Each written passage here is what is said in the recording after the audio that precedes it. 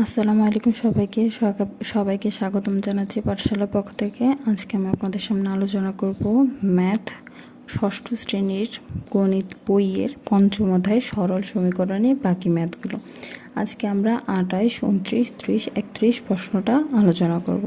তো 28 নম্বর প্রশ্নে কি বলা হয়েছে? 28 নম্বর কোশ্চেনে বলা হয়েছে কোনো সংখ্যার 5 গুণের সাথে ওই সংখ্যা 3 গুণ যোগ করলে যোগফল 32 হয়। সংখ্যাটি কত? আমাদেরকে সংখ্যাটির মান বের করতে বলেছে।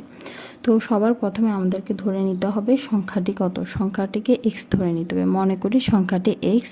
প্রশ্ন মতে আমরা সমীকরণটাকে সাজাবো। 5 গুণের সাথে ওই সংখ্যা 3 গুণ যোগ করলে, 5 গুণ মানে হচ্ছে এক্সের সাথে আমরা 5 গুণ করব, 5x প্লাস ওই সংখ্যা সাথে 3 গুণ যোগ করলে, অর্থাৎ এক্সের সাথে আমরা 3 গুণ যোগ করব, 3x করলে যোগফল আসবে 32 আসবে।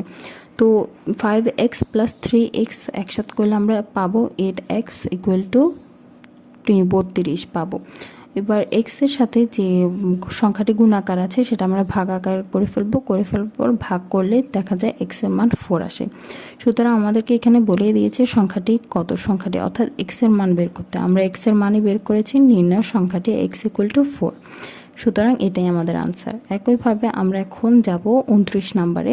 29 নম্বর কোশ্চেনটা কি বলা হয়েছে? কোনো সংখ্যার 4 গুণ থেকে ওই সংখ্যার দ্বিগুণ বিয়োগ করলে বিয়োগফল 24 হবে। মনে করি একইভাবে কোনো সংখ্যা বললে আমাদেরকে এক্স নিতে হবে।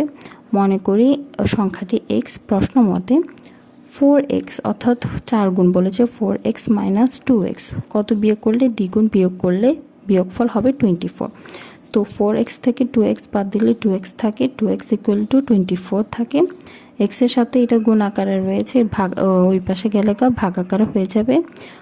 2 দ্বারা 24কে ভাগ করলে আসে হচ্ছে 12। সুতরাং নির্ণয় এক্সের মান হয়েছে 12। আমাদেরকে বলিয়ে দিয়েছে এক্সের মান বের করতে, সুতরাং আমরা এক্সের মান বের করেছি।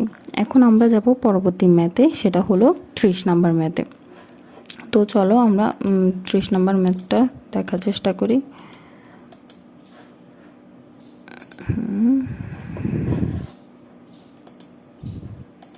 একটু ওয়েট করে আমরা দেখি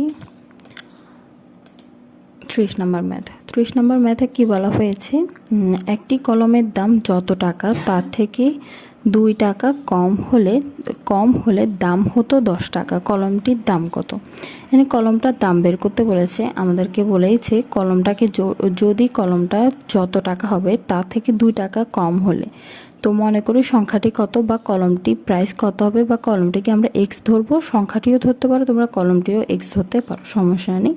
প্রশ্ন মতে আমরা সমীকরণটা তৈরি করব। এখানে বলছে যত টাকা তার থেকে 2 টাকা কম হলে, যত টাকা আমরা কলমটাকে ধরেছি, কলমের টাকাটাকে ধরেছি এক্স, এক্স মাইনাস 2, এখানে বলেছে 2 টাকা কম হলে এক্স মাইনাস 2 ইকুয়াল টু, তাহলে 10 টাকা হতো। এবার 10 ইকুয়াল টু 10 টাকা।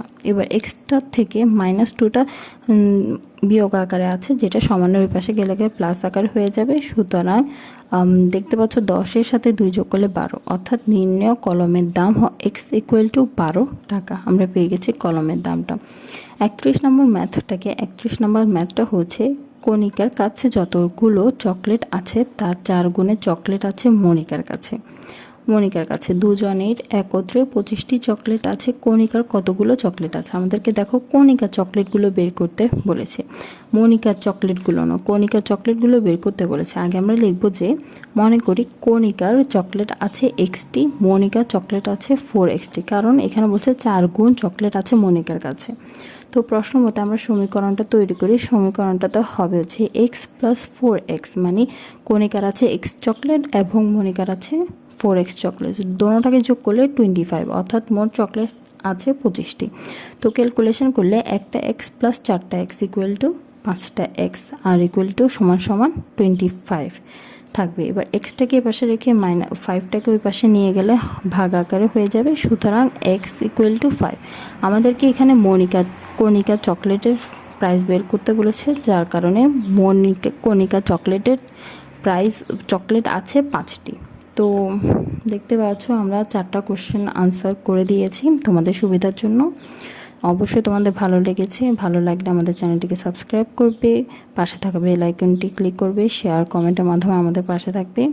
এই পর্যন্ত, পরবর্তীতে আমরা বাকি ম্যাথগুলো নিয়ে আলোচনা করব। সে পর্যন্ত তোমরা ভালো থাকো, সুস্থ থাকো। আল্লাহ হাফেজ।